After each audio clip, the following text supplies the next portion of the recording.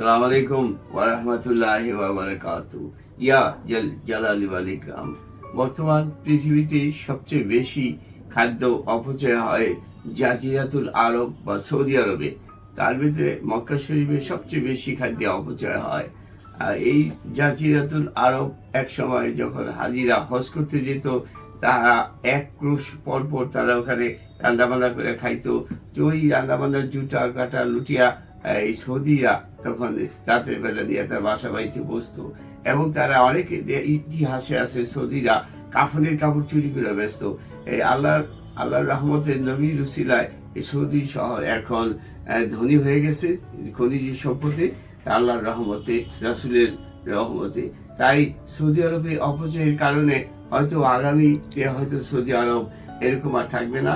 আমরা আমাদের মুসলমান হিসেবে আমাদের মেইন হলো মক্কা মদিনা।